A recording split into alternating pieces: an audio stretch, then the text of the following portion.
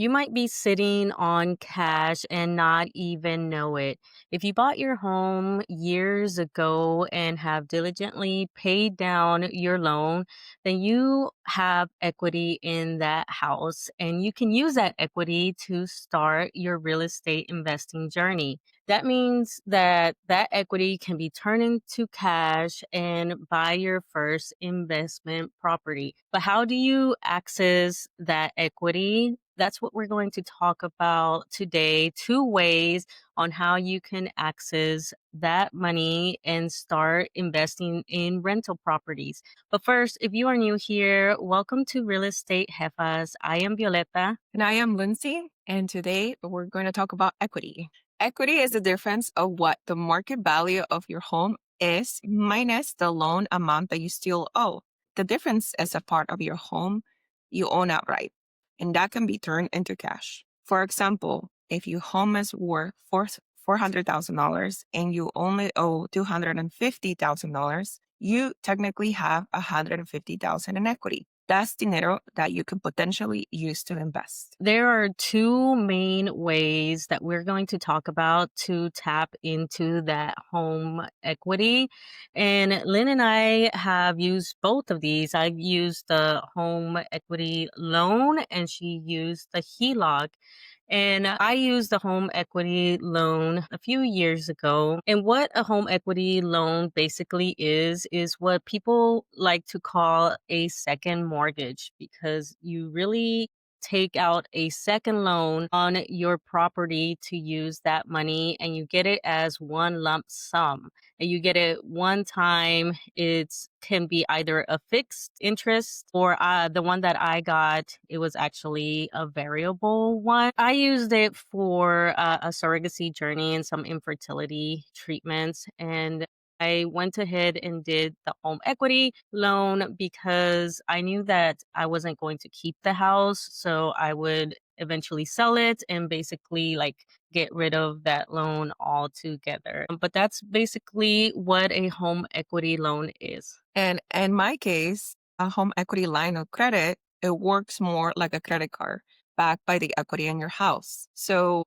in Violeta's example, that she would get a secondary mortgage, you get account that is accessible by you with a limit, kind of like a credit card. And you can use that account and you only incur interest from the beginning of taking out the amount of money that you need. In that particular example, I use it to purchase these rentals cash,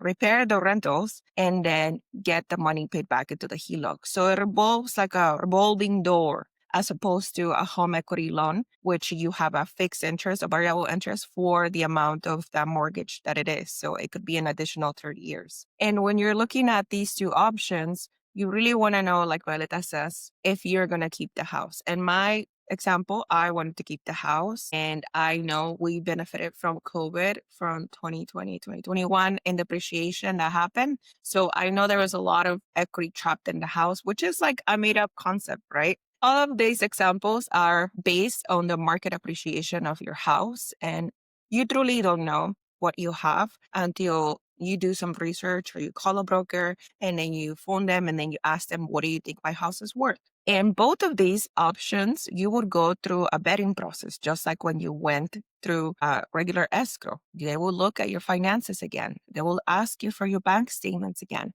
They will look at your credit score again.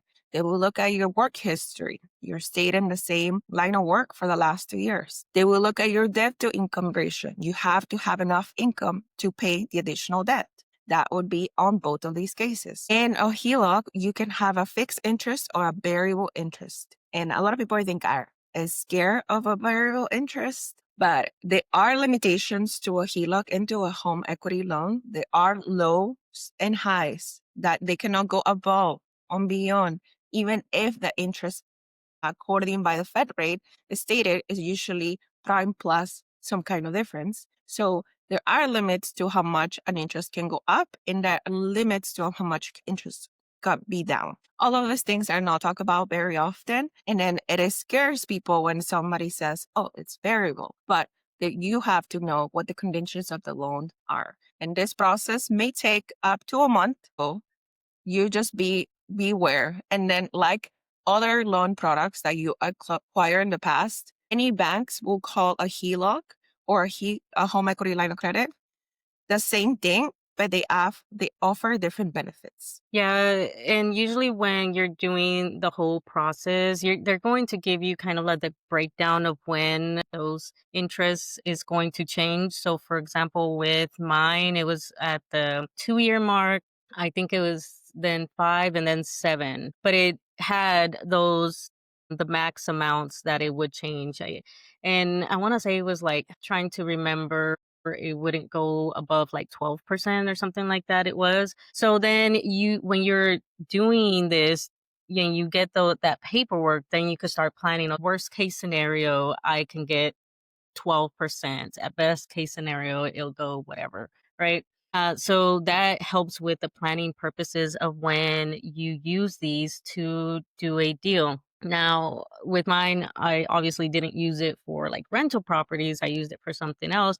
But I knew within those 2 years before that new interest was going to hit that I would be selling the home and it would, be paid out. So there's a lot of pros and cons for both of them. It just really depends on your strategy, which Lynn already talked about of, making sure that you understand, make sure you read. And like you said, when I was getting this home equity loan, I didn't really realize too much of the difference.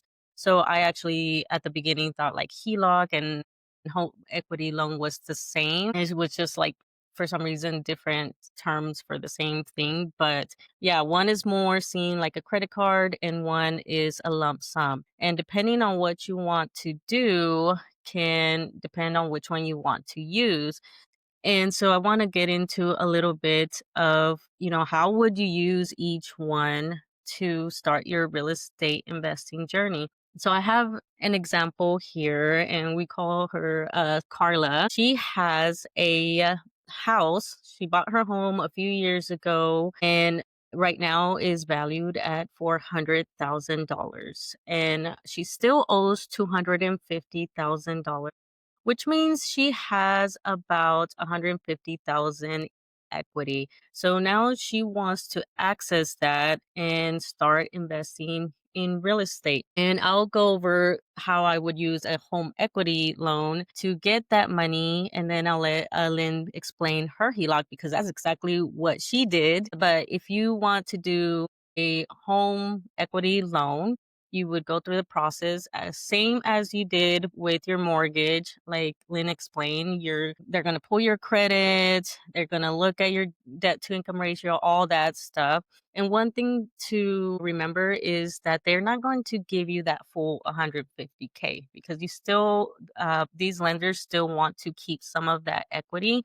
And for mine, they allowed me to go up to like 80% of the total value of the house.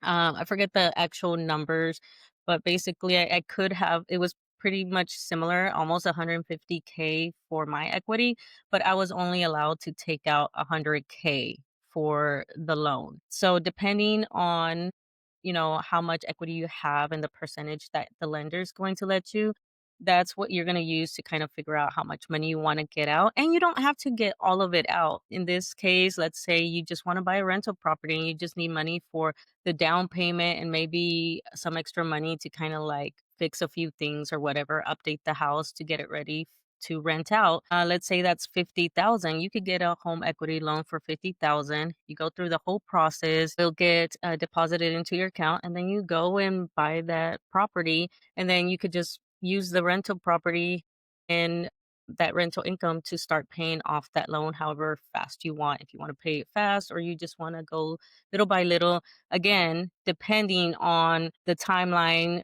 of if it's a variable interest rate, maybe you want to pay it before the high interest hits or whenever that super high interest rate hits at the 2 year, 5 year, whatever um, the the timeline is for your loan. And then that's how you start using it. So for HELOC, you go through the same process again, and banks will ask, "Will like what is your house worth?" And then they're going to send an appraisal as well for that particular price that you think. So if a house is worth $400,000, different banks will allow you to allow you to borrow different types of equities, up to 80%, up to 85%. Some HELOCs also can go up to 90%. I believe in HELOC that I got, I went up to 85%. And that is a personal um, decision for you. How much equity do you want to leverage from your home? A lot of people are very uncomfortable leveraging equity from their home, but this is not like a second mortgage. Again, it's a line of credit. So when we talk about 400K, majority of banks are going to let you get a loan up to 80% of the equity. So when we look at that, that's about $320,000. Now we minus the existing loan minus 250, that gives you about $70,000 worth of equity that a bank would allow you to lend. What they give you is, it depends on the bank. They give you a checking book with the amount of limit of $70,000, or they give you a credit card with the amount of limit for $70,000. With HELOCs, you don't incur interest up until you use the checking book or you use the credit card. So you can have the HELOC open for 30 years and not have any payments for that particular equity that you have there. So first time that you use it, it would be when you start accruing daily variable interest or fixed interest, depending on what product loan you use. And what I used it for was for the gold of borrowing properties. So I would deploy the cash from the checking book. I would purchase the home because I invest in a very low entry point market, like here in Guyana. I would buy the home cash. I would, with the same HELOC money, repair the home as well. And then after my property was done, rented, and functioning as a rental, I would go to the bank and I would say, "Hey, bank, I have a property free and clear. Can you give me a mortgage on this property?" And then they would give me back the money and I would pay back my HELOC. In a way, it was like a credit card. Yeah, and how long is that line of credit open? So it could be open for 30 years. And depending if you have fixed is 30 years. And if you have variable, they have two sections, which one is called a drawing period, which is typically the first 10 years. And then they have an amortization period, which would be at the finish line of the 10 years, whatever you used the money for, you only pay interest for the first 10 years. And then after the 10 years, your whatever balance you have at the end of the 10 years, it will become an amortized payment for the following 20 years. Yeah, and that's basically the difference because with the home equity loan, you're paying because they're giving you that money up front. You can't be like, well, 50,000, but you only want to use 20,000, or you only end up using like 25,000 out of the 50,000. You're still going to pay interest on that full 50,000. But if you use a HELOC, like you said, you only pay the interest on what you've been using and it's like revolving. It's just basically that's why we kind of say it's kind of like a credit card similar, right? And it's one of the things that I'm helping my parents try to navigate. They're going to be using it to fix up their current home so that way it's rental ready and so that they could build their home over here on their land that's right next to mine. So, yeah, those are two great options to get access to the equity of your home. And Lynn, like you were saying, a lot of people get nervous. I know when I was talking to my parents about the HELOC, and I was like, it's a paid off house. They have a paid off house and you have two things that you need to get done. You want to fix up your current house to make it rent ready. And then you have this other project and you have cash in this house. But it was kind of hard to, at the beginning, to like get them to want to take that money out of the house because this is their primary home and it can be scary, like something that you work so hard for. And then to put it at risk after you just paid it off, like it can be scary, but there's also risk with not doing anything. Like, they have their savings and everything like that. So they could leave that there in, right now they have it in a high yield savings account. So they have that there. And for emergencies, because that's more liquid. If an emergency came, then they'd have to go through that whole HELOC process and blah, blah, blah to get, that money out from the house, so might as well just fund their build and the rental property, use that rental income to pay off the loan. So that's kind of the strategy that we're using right now. But yeah, it can be scary. What's your advice, Lynn, for someone that's like hesitant to put their house on the line? Yeah, I think that everybody goes through that, especially because it was, so hard to get into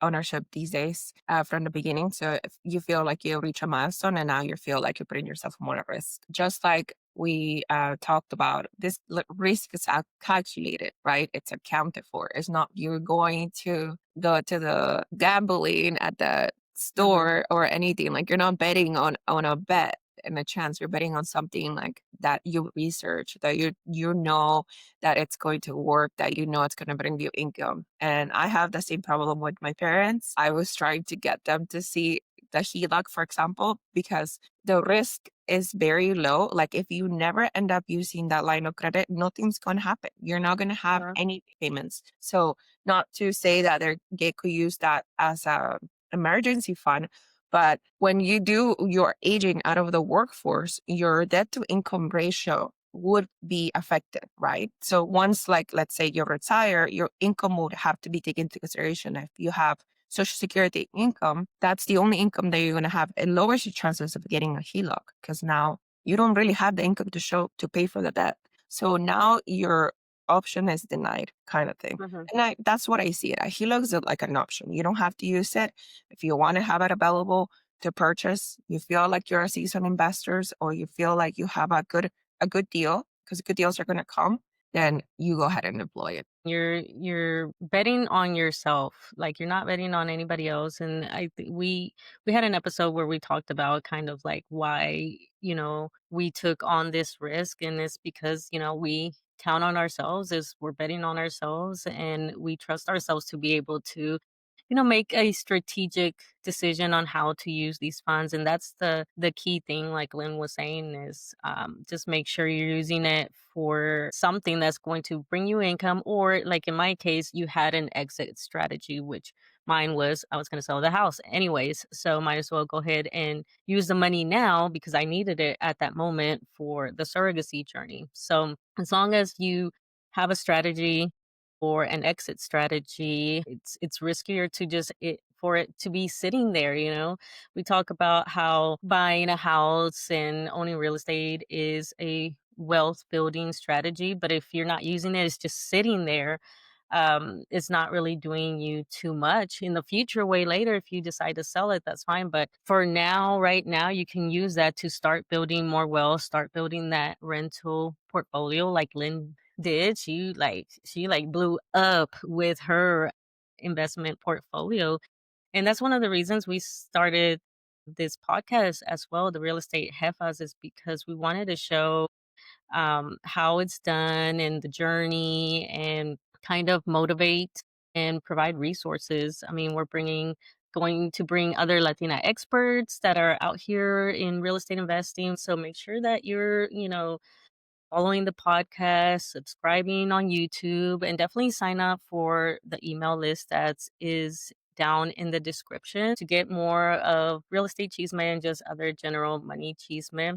And there's lots of resources down there in the description as well. But yeah, other than that, if you have some equity, definitely look into these options and how you could start your real estate investing journey. I will see you in the next episode. Bye. Bye, guys.